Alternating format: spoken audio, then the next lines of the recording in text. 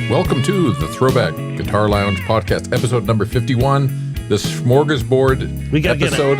We got to get out of here. We have to get to graduations. We have places to be, but we haven't forgotten about our loyal viewers, and we have a jam-packed show. We're going to get to it right away. We have a responsibility that we've been saddled with, I guess, at this point. We're going to do the flash round. What do we call lightning round of the Guitargument? That's what kind of state you're in, Matthew. But there's good stuff in this episode. We have good viewer mail. We have good responses back. Things are happening with the old Fender Winder. We're going to hold off showing stuff, but it's almost ready to go, and lots of good information. Yes. So we do, again, both of us have kids that are going to be graduating from college. Yeah, big weekend. And we're doing this a little earlier in the week. But things that are kind of, this is late in the day on the day we're doing it. So it's kind of like, it's all stacking up. Okay. Paul's here though. Paul's? There's the good news. Paul, look at him looking so excited there. There he is. Oh, he's cheered up for the camera. What were you contemplating there, Paul? My daughter's birthday. Oh, when is her birthday? It's next month. Okay. We'll have to get her something good. Okay. All right. I know what Todd will get her. What? Some cookies? Some cookies. That's right. Well, let's get to the all important treat of the week here, Matthew. Come on, show us all. Well, this is how much we value our. We have two treats of the week. We have Todd brought in peanut butter, and he brought in brown butter. I've been working so hard here. I'm hungry already. That's what those are called. I've never heard of that cookie, but that's called a brown butter cookie. Sugar cookie. It's a brown butter sugar cookie. We plowed through the peanut butter cookies quite easily. See, Bonnie was nice enough to make. I notified told Todd I'm not a big fan of the peanut butter cookies. Not hers, just peanut butter cookies in general. And she made these brown butter sugar cookies. I think that was one day later. It was like I know it's like it's some magic. Quick turnaround. Very good. Magic word. Okay, so let's get right to the ThroBak mailbox, Matthew. What do you got? Well, you have. I have an anecdote for today. This is the anecdote that shows the scope of ThroBak electronics in the world. We've been how long has this been around? So the pickup, sort of the PAF, the maximum vintage PAF P90 has been around since 2009. And before that, there was the limited, but ThroBak incorporated in 2002. That's what you said. Yeah. So you think it's 25 years coming up. So, next year. But we started with pedals. But it's slowly but surely growing over the years into the household name that it is today. And it came home today, literally. The reach of ThroBak in the world. So today, my dad, who lives here in town, had a new riding mower delivered. Nice. And my wife was over there when the guy showed up. My dad's an elderly gentleman, and the old mower was in the garage, and they were going to take the old mower, riding mower, John Deere riding mower, and put the new one in the garage. And you still make him do his own lawn? No, actually, I do his lawn. Though he really wants to do his lawn now that he's got a new mower. I don't know. I mean, I guess he gets to. Anyway, so the guy that showed up said, I guess, recognized the last name Gundry. Mm-hmm. And he said to my dad, "Are you the guy that does the ThroBak pickups?" And this guy was, I guess, somewhere in his 60s. Right. And he recognized my dad's name associated with ThroBak pickups. Well, he said, though, they make really good pickups. They've got the machines from the old factory. That's our core demographic. This is just the guy showing up. Yeah. The guy showing up to deliver the mower. And he said, "Oh, no, that's my son." And so anyway, we've that's got to be some sort of breakthrough, doesn't it? Mm-hmm. Let's see if Paul has any similar story. Paul, he's gone. He's there. He's just here. invisible. Okay. You don't have any similar exciting story, do you, with like your buddies? Just say you weren't listening. No, I was listening. I have to. I got the earbuds in. Okay. All right. Well, he doesn't. If you had it, you'd tell us. But yeah, my musician friends already know that I work at ThroBak, so it's kind of hard to say. Yeah. So, well, cat's out of the bag with that. Okay, we'll go back to the. So anyway, he said that they're great pickups, but they're kind of pricey, and I have to use Seymour Duncan. But we fully endorse Seymour Duncan. They're extremely good value, great pickups. So. But he was totally on board with ThroBak, except for, I guess his limited. His budget didn't quite fit yet. But I think those are the people that it's on the horizon. They're thinking about it. Yeah, it's going to happen. Anyway, that was very nice sort of anecdote today that shows that we have the broad reach. You've broken through to another level of I wonder if he saw the podcast too, because the last name. Possibly. Maybe he must have watched videos. I mean, my dad's obviously not me, but anyway. Okay, so that was one thing. We have another one. Mm-hmm. Matthew, do you want to? This is sort of falls into the viewer mail. People notified us of this. This is how we found out, or did you? I can't remember which anecdote you're talking about. We've had so many. It's about Jack Ruch. Okay. Our experience has been that we've been so close to having ThroBak mentioned on a Premier Guitar Week rundown. Oh, this one, yeah. The guitar player for is it Maroon 5? Mm-hmm. Is that the right name? Is it James Valentine? Yep, James Valentine. Had the guitar, talked about how great it was. The guy from, in his rigged rundown, said he loved to play it at the end of the show, in their sort of show closing epic encore. And we knew it had our pickups in it, and the guy from John Bollinger didn't ask. Yeah, they both looked down at the guitar, and then there's a big pause, and then they said, "Well, let's talk about your amps." So there's been several instances like this, but Jack Ruch had a rig rundown.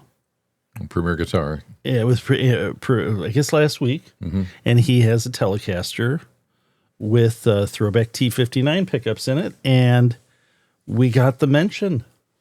John Bollinger asked. And although he forgot what model it was, Jack did. But they are the T59, which we will play today during the pickups of the week through a Marshall. Which we thought was an interesting combination. Yeah, because go ahead. Well, and I think rightfully so. You don't hear that combination too much. A Telecaster through a Marshall. I'm trying to think of any. I mean, you would think you would. You hear Strats through a Marshall. The only one that came to mind right now, I saw, it was not the Kentucky Headhunters, Georgia Satellites at a little club in Cambridge, Ontario, and they might have been playing Marshalls. It was ungodly loud. Like my hearing was gone for about a week after that show.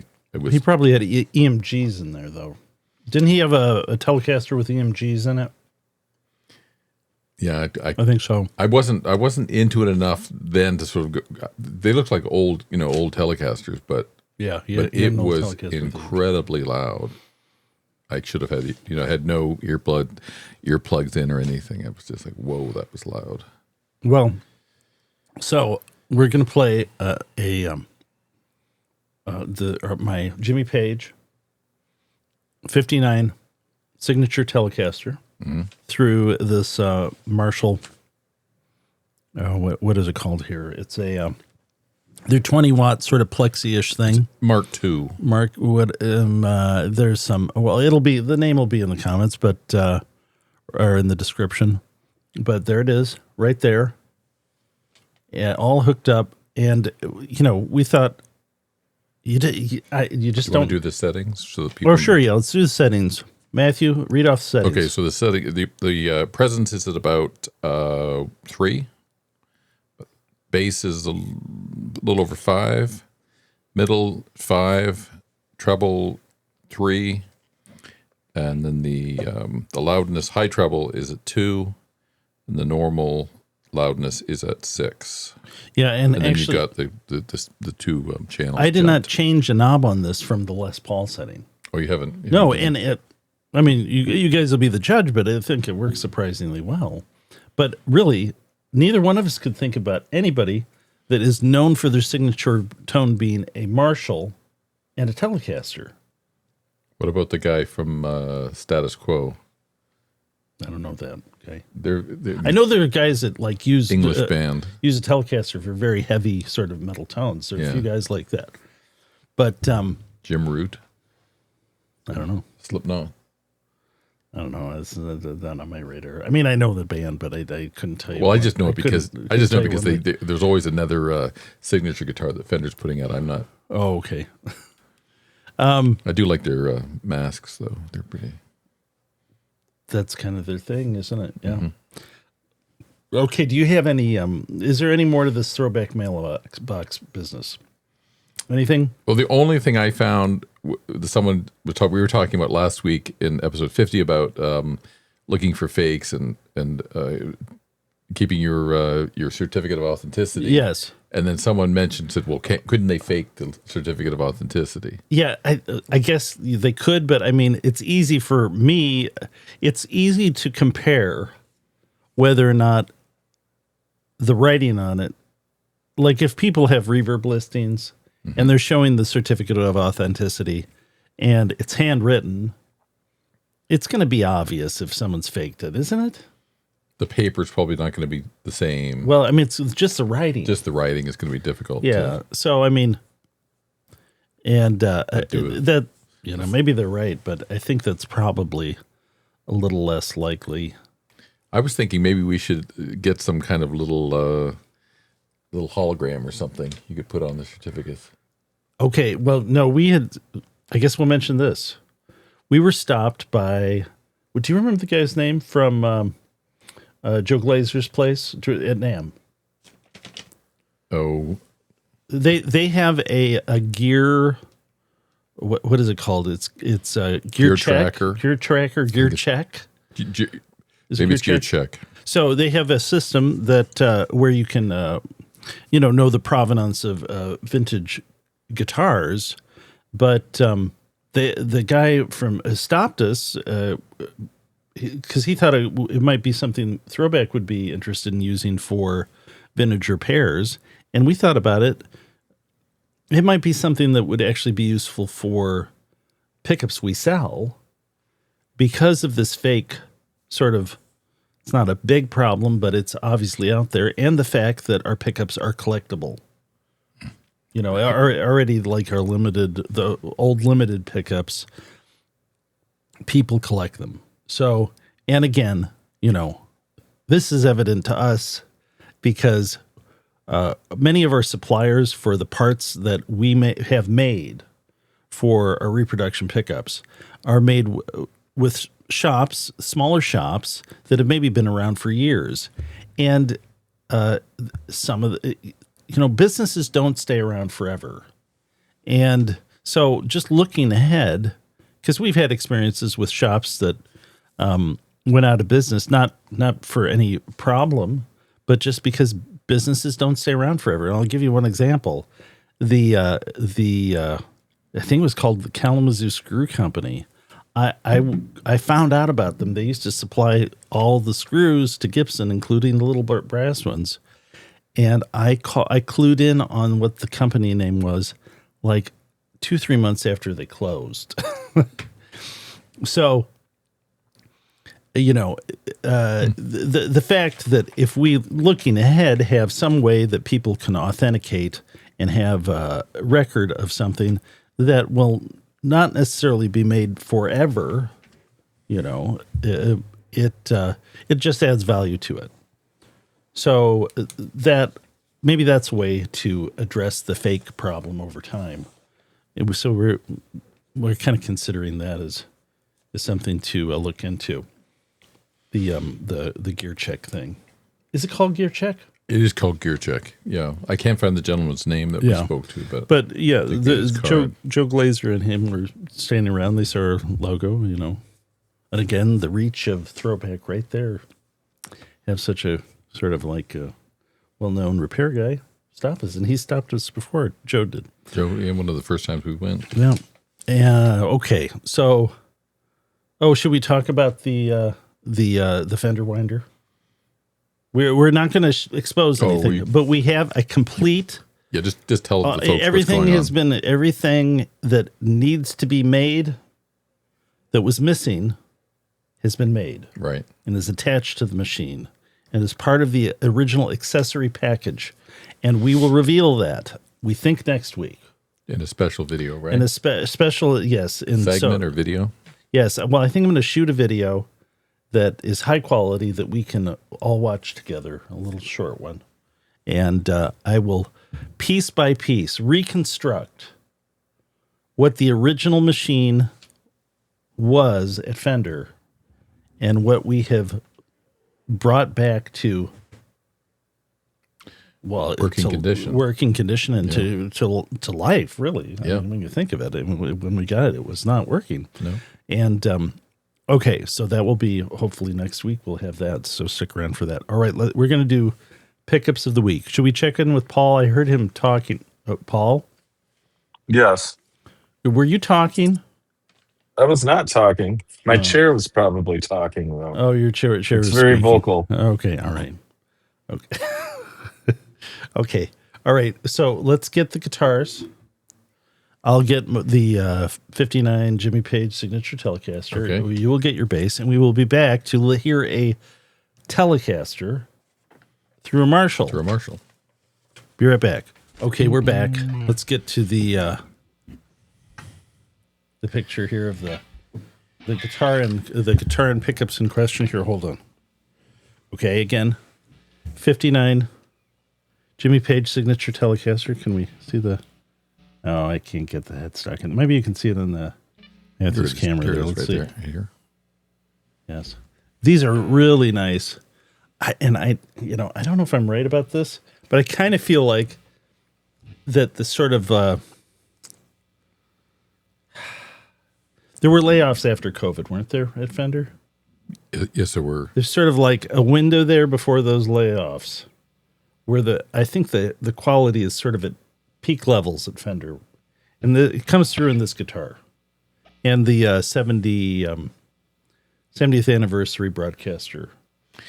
Yeah, because you ordered some of the American Vintage 2 guitars, and you weren't too happy with some of the quality. Yeah, control. I got an American Vintage 252 Telecaster. I still got one, but the first one that arrived, it had buffing marks on it, like they had kind of burnt. It hadn't burnt through the finish, but it was screwed up by it. I had to send that back. And did then you buy like a 57 Strat? About a 57 Strat, and I noticed months later that the backing plate was not lined up over the screw holes, or the string holes. And it had a bit of a sort of severe buffing mark on it too. It wasn't as bad as the Telecaster. And then when I was looking for the 62 American Vintage 2, is it a 62? I got one of those, but I was looking in Sweetwater, the pictures, and I noticed that like a good number of them had a huge gap between the pick guard and the bottom of the neck. What color was that one? It's a Fiesta red one. Okay. Anyway, I kind of feel like prior to there was a you get like a little extra something with these. There was some layoffs at the at Fender. Okay, so we're gonna play this, and I'm not gonna no pedals, just the just the amp, the Marshall there at the same settings that I had for the Les Paul in the previous video, the high output Les Paul or high output PAF repros through a Les Paul and a Marshall. And the only thing I've got the volume up full, and as I usually do with a Telecaster, I have the tone rolled back just a little bit. The way I usually do it is I adjust the knobs up full, and then I put the set screw so it's pointing straight up. Okay. And then when for the tone, if I rotate till the set screw is just out of view, that seems about right for the tone for a Telecaster to me. So that's the only thing going on with this. And this, just to let people know, this has your setup. Oh yeah, this has the T59 MXV set.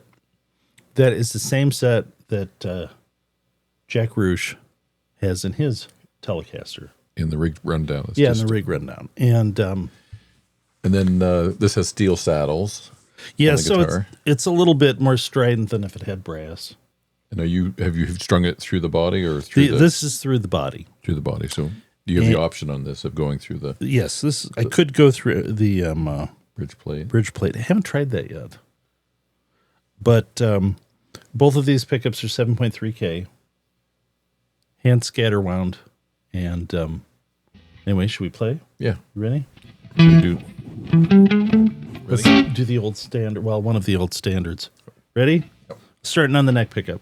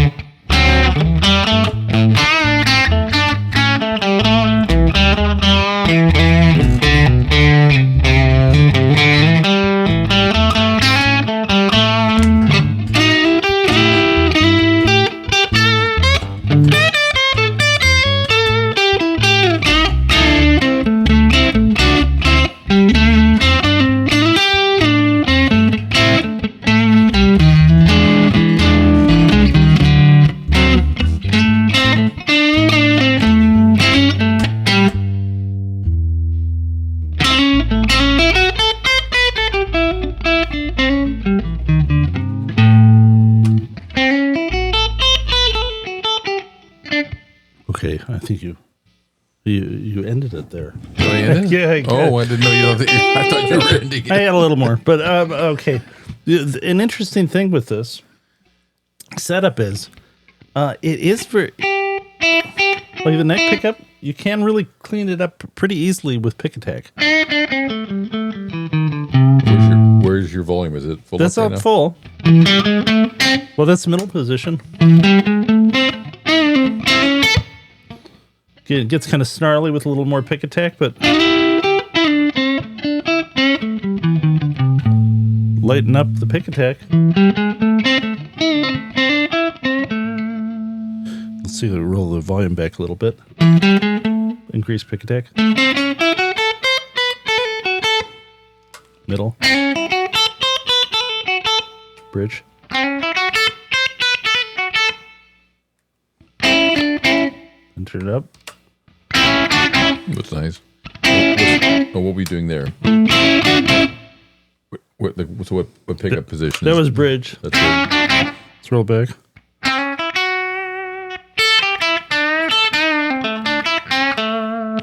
Oh, that volume was a little sticky there. Up full. Pull it back. Man, that's got something going on there. Is this a little dirty spot? No, that's a...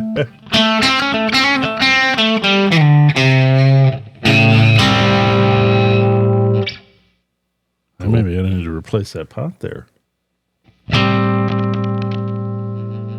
Oh, I'm troubling. Okay. All right, that does it for that. Matthew, what do we got next on the agenda? I think it's Guitargument. I think it's the lightning round. The lightning round of Guitargument. We will put the guitars away and we will be right back with the lightning round of Guitargument. Matthew, we're having a little crisis here. Paul's leaving. There was something you wanted to involve him in the show with us today. It was for the Rorschach Riffs, but if he's not going to be here, I'll just do it next time. Well, you got a different riff that will I think you guys can handle it without me. Well, this was a special riff for Paul. I don't even know what it is. Oh, okay. So do you have a replacement? I got riff, 5 Matthew? minutes.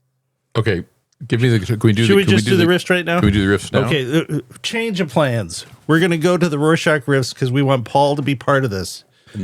Okay. And then he can go.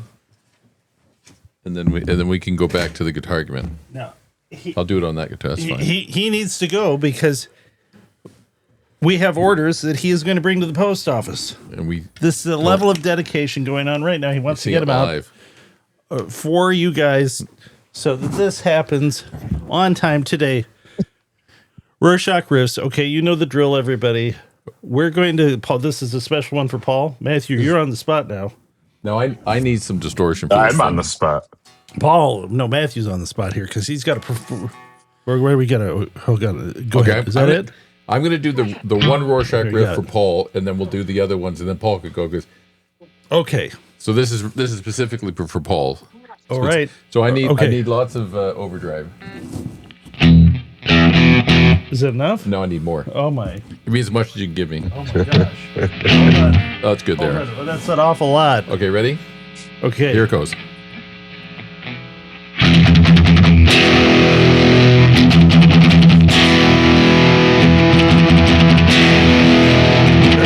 on.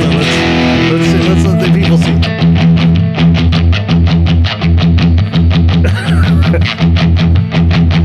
Okay. Now, Paul, do you have a clue? Wow, that's a noise. I can make it do it again. Maybe I wasn't doing it quite properly. Does this band have Canadian connection? No, I don't think so. No. Okay. Okay. Let's. How you get? Here you go. Here's your noise. Go. No, hang on.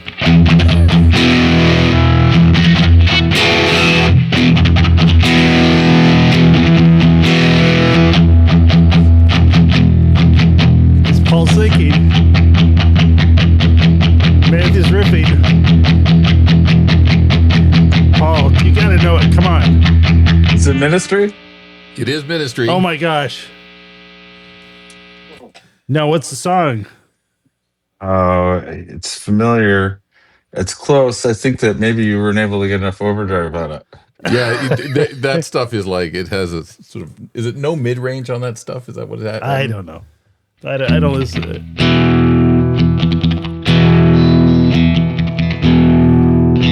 There's four of those, and then it just goes.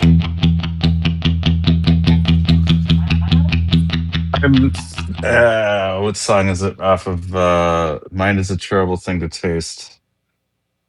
Is that from? It's like from '92. Is that the record from '92? It's the same record that has Jesus Is My Hot Rod. Yeah. I'll give you a hint. It's just.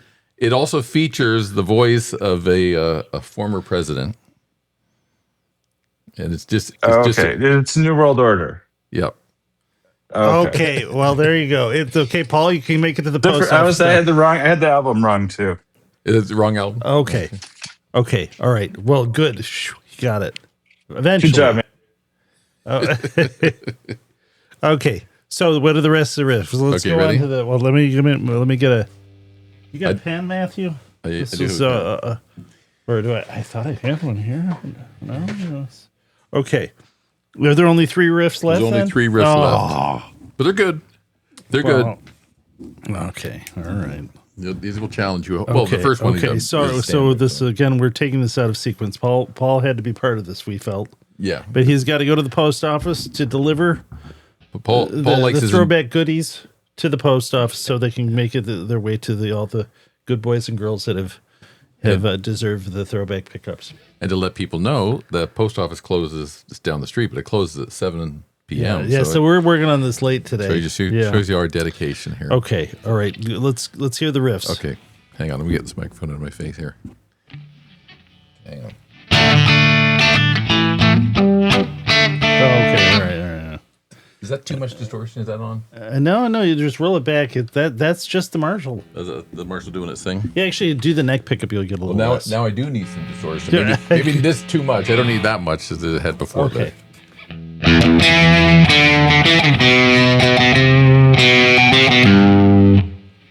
And now this one, I don't think I need the distortion. So.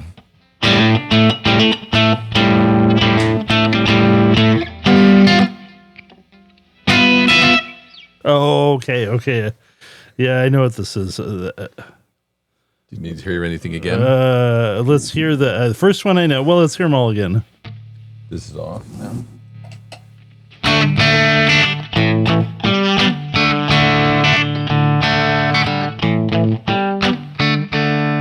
Okay. Now I need a little distortion for this one. And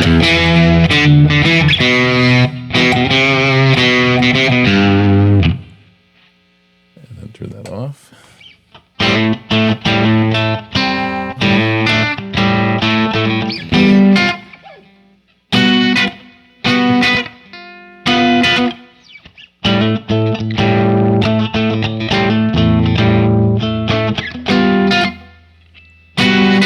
Jeez, what am I doing there?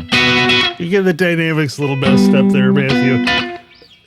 It's tricky. If you hit that wrong, it doesn't come out right. Okay, I do know I forget the title of I know who the artist is for that. But okay. Do you need any clues? The second one, I need a clue. I mean, we're gonna call these 3. The first one I know. Okay. The second one, I need a clue. Okay, so it's a well-known Canadian band with their breakthrough as a I was going to think second side of their breakthrough record, 1976. Okay, I was actually going to say, but it didn't sound like it to me. To me, it sounded like Rush, Working Man. Working Man is. Yeah, well, it sounded kind of like the similar lick, but that's. Okay, now I got this lick in my head. Okay, play it again.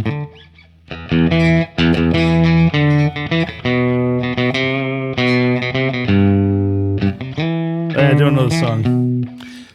It's one of those songs you know it or you don't. So yeah, I don't know the song. Hold on. Okay, now the third one I need is David Bowie, but I need a hint on the title. Okay, so the lick was written by the person who came up with it was Earl Slick. Okay. Again, I think it's a 1976 record. Okay. What's the name of the record? I can see now. I know the name of the record. 4 letters. The song? Yeah. It's not Fame.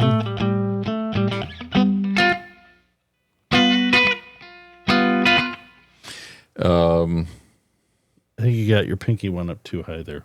No, that's where it goes. Is that it? Yeah, that's right. Okay.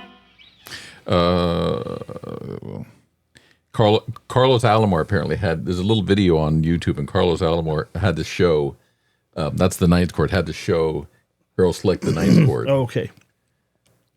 And had to show him how it goes. Okay, can you give me a phonetic a doppelganger for this word? Sounds like. Okay. Well, how about you do the opposite? Okay. Leave. Stay. Okay. Name of the song is Stay. Stay. Okay, it's David Bowie's Stay. First one is Bad Moon Rising Yep. by Creedence Clearwater Revival. The second one is Rush. What? So it's the second side of the album from '76. What's their seminal record? Their breakthrough record? I don't even know. The one that they. I just know the company works. It was the fourth record. Do you know that one? 2112. Okay. So side one is all the 2112. My brother liked Rush, I thought you would have. I thought you would know it through osmosis. So I don't know if it's the first track, but it's on side 2 of that record. It's a Passage to Bangkok. Okay. Okay. All right. Okay. Well, that's it. I hope the viewers could follow that. I hope it didn't like mess them up. The whole sequence there. Oh man, my shoulders. It felt heavy coming over. It's a light guitar, but I've done something to my shoulder. Okay. Let's see here. We're gonna go back to the Guitargument. Let's go back to the Guitargument. Okay. Let me put the guitar well. We'll have a drum roll for this anyway. Why not? Sure. This is actually a timpani, though, isn't it? It's not a drum. Well, Type of drum, type of percussion. let's argue over that first. Okay. Oh, I got a chord going there. Okay. Didn't Genghis Khan bring those into battle? I don't know. I think there may be some paintings of I don't know. timpanis of some sort of drums being on the sides of elephants. Okay. Okay, so you got to get the timer. We got the timer. We got the 5 minutes. We'll do 5 minutes and we'll do a lightning round. So do you want me to go first and I'll pick one out? Sure, go. Okay, here we go. Here's the question, the lightning round question. Guitargument. The best guitar tones are slightly imperfect. Oh, I would agree with that because that's what I specialize in. Well, I'm trying to think of what a slightly imperfect guitar tone is. I don't know, it's probably a little rough around the edges. It's like maybe little things that it's very hard to duplicate. It's not totally perfect. Does it mean it's got to be a little out of tune? Possibly. Intonation's a little bad? Possibly. Something you quite can't duplicate easily. Sounds a little sort of gritty in a way that doesn't sound right. Yeah. Yeah. You don't think so? Well, I think that means it's perfect for that application. Maybe it's a question about art. Well, is it interesting? That art is since you can't subtract the human element from the art. The imperfection is actually part of the art, and if done properly, complements and enhances the artistic expression. So yes. But you can listen to a rock and roll record or Can I have another cookie? Go ahead. You can eat away. But then you could also you think about you put on like a Steely Dan record, like the Asia record, where everything seems like totally perfect, and it's maybe you're thinking about precision as opposed to possibly imperfection. What are they saying? Slightly imperfect. Maybe. Yes, I think the slightly the more precision, it does sort of like seem a little sterile. It can, but there's also a sort of a beauty to that when you listen to some of those records and you realize the people made these, and sometimes you can. When you're younger, I think you tend to listen to some of it. I would kind of be dismissive of it, thinking that it's like you said, it was too sterile, it's too perfect. But you go ahead. Let's try another one. Okay. Tone woods matter less on an electric guitar than people want to admit.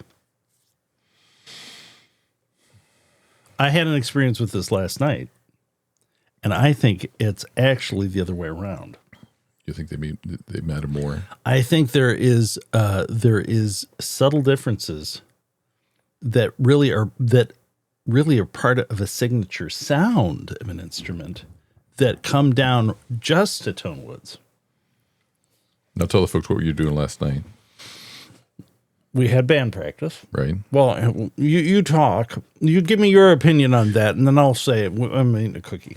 Okay. Well, so you got a your first Les Paul custom. I bought a Les Paul custom for the first time ever in my life, and they sound very good. It's and you said this is a historic 57, so it's a mahogany neck. It's not the maple neck. But I think you said it was only in the 70s. I think the 70s were only the maple neck. But so my point with it was, though, I got a 8.8 pound 5 ounce Les Paul custom, which is very unusual. Mm-hmm. Body's all mahogany. Fingerboard is ebony, not rosewood. There's definitely a tone wood impact on that compared to a Les Paul with a maple cap and a rosewood fingerboard that's also 8 pounds 5 ounces. Mm-hmm. And I would describe it as the Les Paul custom being a little snappier, mm-hmm. But also a little bit more springy in a sort of the snappier in a way that's not harsh, but a little bit more sort of springy in a responsive way with your left hand. And then in playing it, I realized, speaking of Creedence Clearwater Revival, I thought like, oh, to me, it sounds like this is like an element of something like Suzy Q that you can hear in the when you play it, you kind of just instinctively feel like, oh, this is there's like some element tonally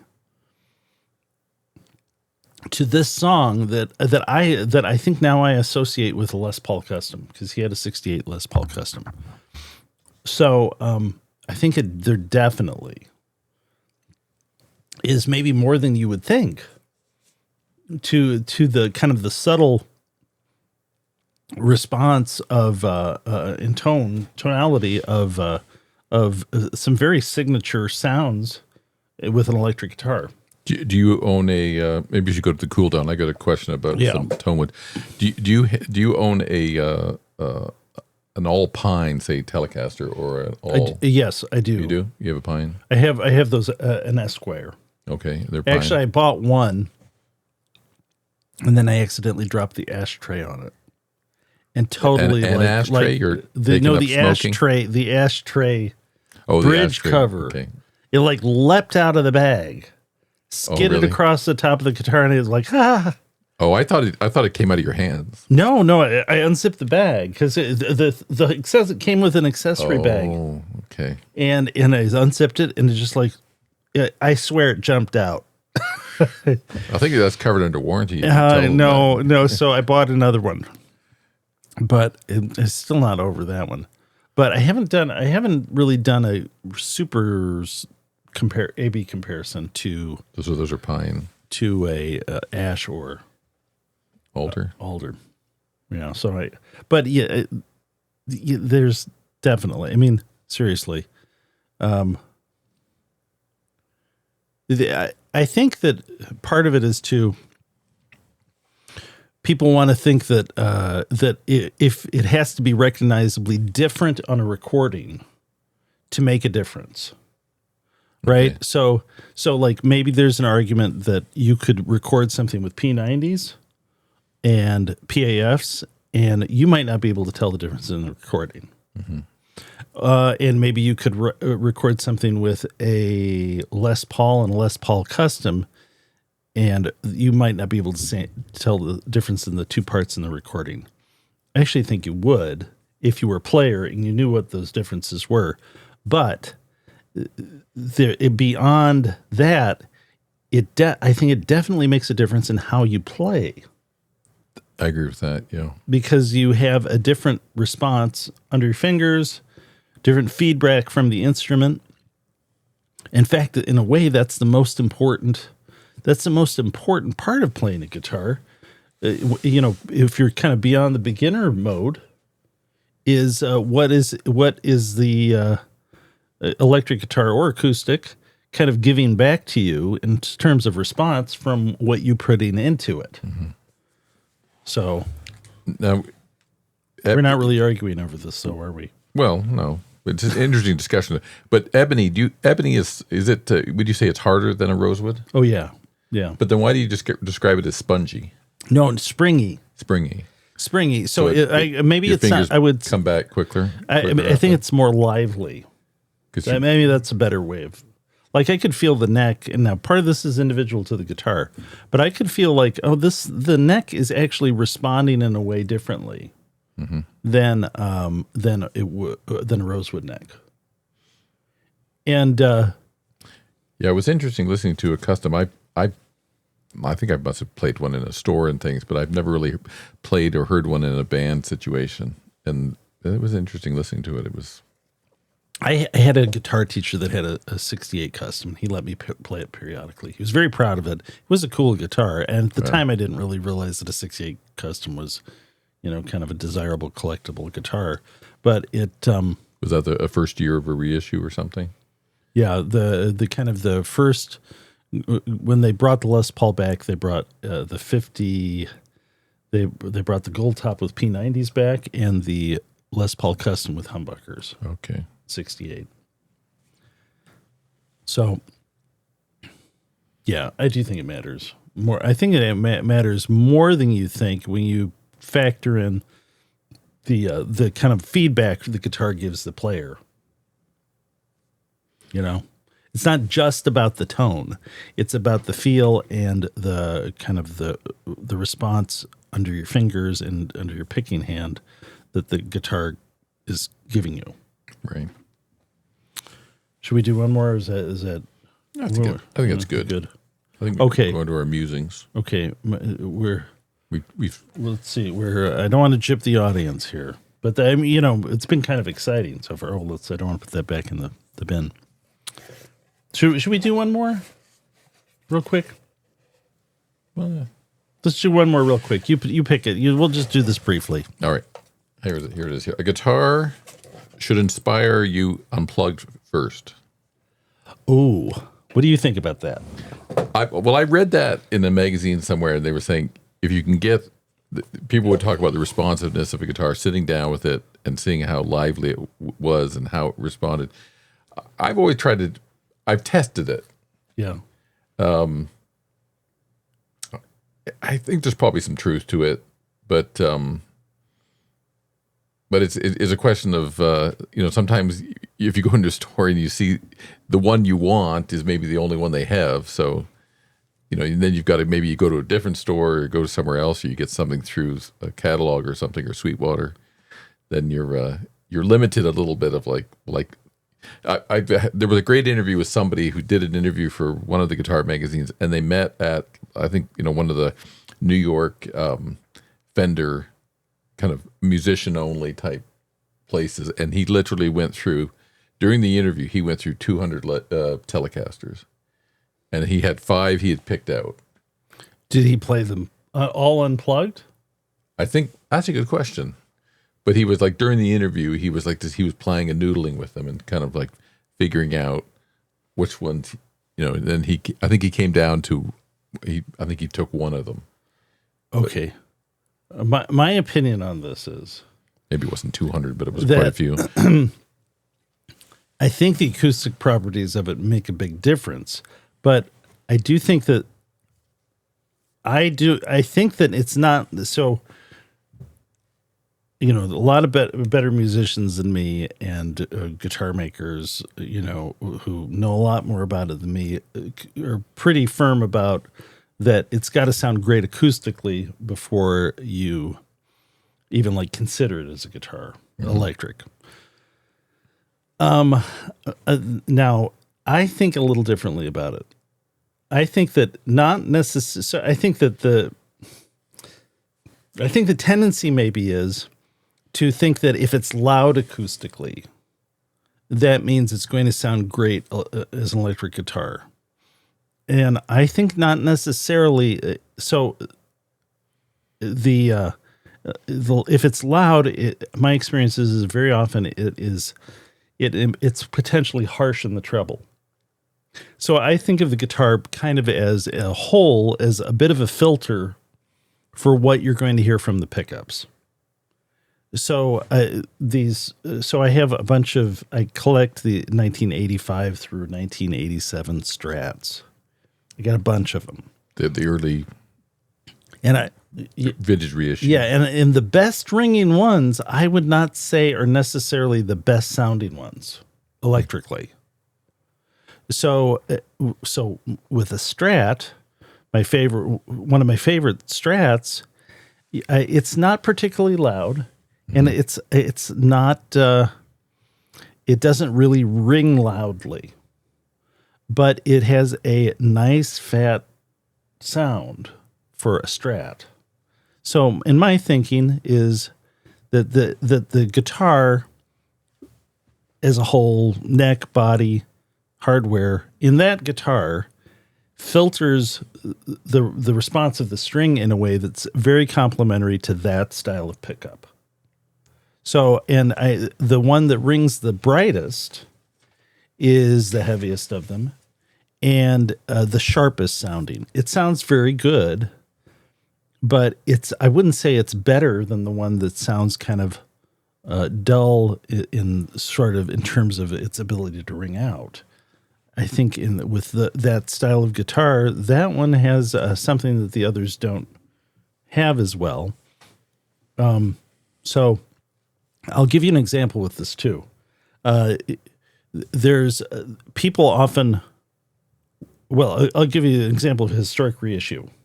Okay. They've now finally gone back to, at some point here, I don't know, in the 2020s, they went to back to brass height adjustment wheels for the bridge, the ABR1 bridge. Prior to that, they used steel. The vintage one is brass. If you compare the steel height adjustment screws to the brass, the steel ones are brighter and louder. Makes sense. But the brass filters the sound in a way that we expect from a classic Les Paul tone. So just because it's brighter and rings more does not mean it's really best for that style of guitar. That's my feeling about it. And I think Gibson obviously clued into that. And my guess is somewhere along the way, they decided that the steel height adjustment nuts or wheels were kind of adding something extra to the sound. There's even some people that take the brass height adjustment posts for the ABR1 and they change those to stainless steel. Really? And that makes it brighter. I did that on one guitar, and it made it brighter in a way that I did not like. It did ring louder, and it did maybe sustain a little better, but I wouldn't call it a plus. We're here late enough that I thought there was we're hearing someone else in the drag building. racing out on the street, but Let me hear. There's something going on out there. We got a guy in the building that has he's a DJ and he has a DJ class. This is not from Is upstairs. that it? This isn't from And then the other folk. above us we have a guy that like rehearses choirs and stuff. I think someone's got something going on. So if you hear that, that's what's going on. Okay, done with the Guitargument. Let's go to we did the Rorschach Riffs. Yeah. So we're going to go to your musical musings, Matthew.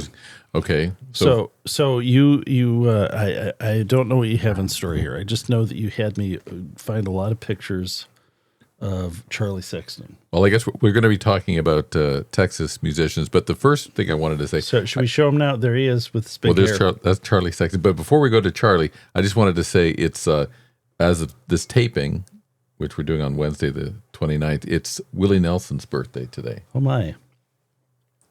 He's still around. Willie? Well, How he's not old going is he? anywhere. So he was born in 1933. So what does that make him now? Oh, you'd have 90. to ask. I don't know. Is he 90s? 1933, so he's well 93. done. He's 93, right? I'll take your word for it. Yes. Yeah, I believe he's 93. And have you seen his tour schedule for this summer? It's packed. Wow. Packed. He's doing the Outlaw Festival, and he's going to play at Pine Knob, I think, in September or August. He played there last year. I mean, he's the hardest working man in show business. Well, it's good for him. But we're going to talk about another Texan, and I'll start off with this Spin magazine cover. Probably most of us here remember Spin, and I guess they're still around, but not as. I think it's available, but what's the magazine? Spin. You don't know it? No, what's a magazine? Oh, it's a magazine. What is a magazine? No, okay. That's what we said yesterday. There's an entire generation that kind of probably is going to think that. Pretty soon. I think you're right. This cover is from May of 1986, so this is 40 years. And this is Charlie Sexton at the height of his early fame with the hair. And we thought, oh, this is an imitation of Edward Scissorhands or Beetlejuice. He was ahead of the curve with all this. This is years before those characters showed up. But he would have been about 17, 18, because his birthday's in August, and he would have been 17, I think, when this came out. The album, his first big album, what was the name of it? I got it written down here. When was he born? He was born August 11th, 1968. Huh. So his big album, I got the record, the big first record, Pictures for Pleasure, was released in 1985. And that was produced by Keith Forsey, who was famous for doing Billy Idol and got Simple Minds to do Don't You Forget About Me for the Breakfast Club movie and things like that. So this was, I guess, his MTV kind of phase. Yes. And he was the teen kind of heartthrob, guitar hero, et cetera, et cetera. And what does it say? Is Charlie Sexton the second coming or what? Well, he was billed as that, but it didn't really. It didn't really. Well, at the time, it didn't really actually come to fruition. But show us the other picture. I found this other picture online, but we're just going to do it's 40 plus years. So in this picture, he's playing one of those. With Eddie, he's Eddie Cochran or something, right? What did you say? He's Eddie Cochran. Looks like it, doesn't it? He's got the pompadour. The shirt too. The shirt's great. There's another picture of him playing with Joe Ely. Okay. Texas sort of troubadour, musician. And he must be 13 in this picture or so. I mean, he was playing very, very early. Anyway, so then from there it went. He played with David Bowie. He toured with David Bowie in 1987, and I think he was in one of the concert videos from the Glass Spider tour. Did you see the Glass Spider tour? No, I did. That was not a good show. It was very confusing because a few years earlier I'd seen the Serious Moonlight tour, and that was just a great concert. And then for the Glass Spider tour, Bowie had all these dancers. It was all of the theatrics. It was very hard to follow what the heck was going on. He had this very weird hair too, right? He had weird hair. Peter Frampton was the lead guitarist on that tour. He had a lot of big hair. But so then his career kind of started to fade a little bit. He put out a solo record, and then he hooked up with the rhythm section from Double Trouble, Tommy Shannon and Chris Layton, and with Doyle Bramwell II, it became Archangels.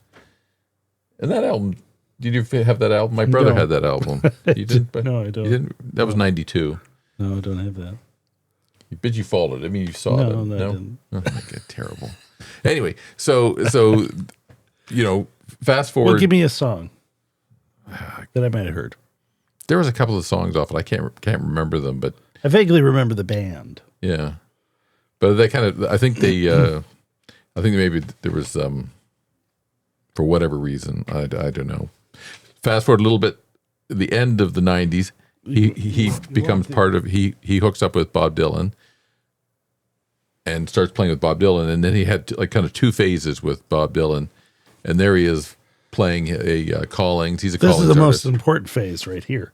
He's playing a Collings SoCo with ThroBak SLE 101 Plus pickups in it. Is that where this whole thing? That's where it's all going. It's all going back to ThroBak. Come on, that's what we're here for. All right. But he and now he's what is he doing now? He's touring with it's Elvis Costello and the Imposters with Charlie Sexton.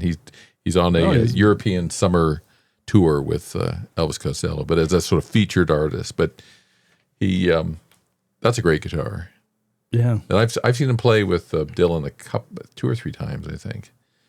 He's no longer in Dylan's band now, obviously, but great player. And you know, how old is he now? He's in his late 50s, I guess. But well, he'd be like 1 year younger than me. Yeah.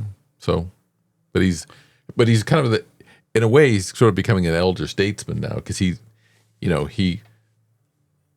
toured with Dylan and what have you. He's played with all these people. He's had this interaction with all these people. So now he'll carry the torch on, hopefully. Okay. You don't think so? No. Yeah, sure. But I thought we'd do a little.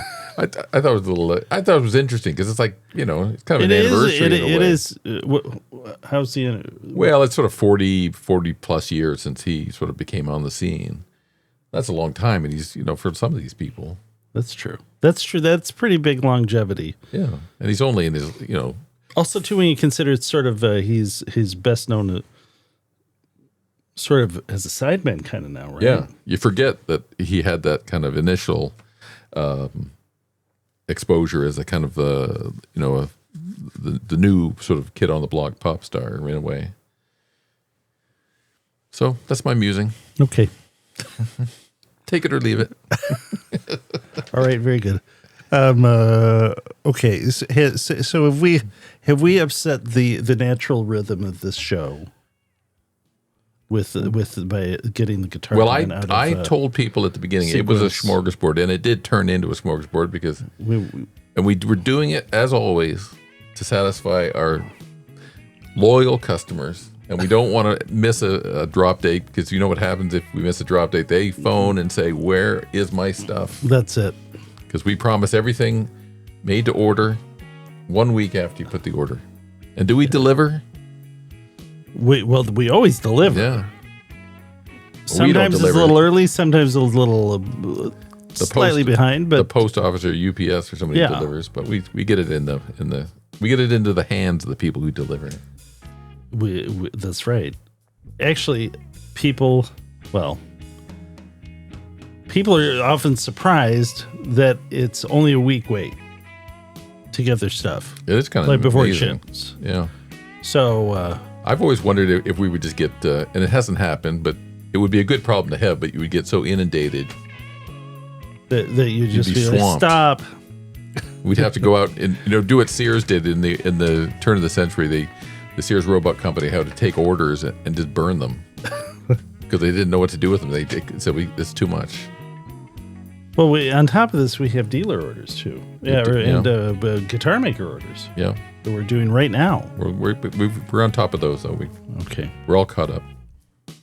All right, next week we're going to have the 52nd episode. That's 1 year of episodes. Kind of amazing.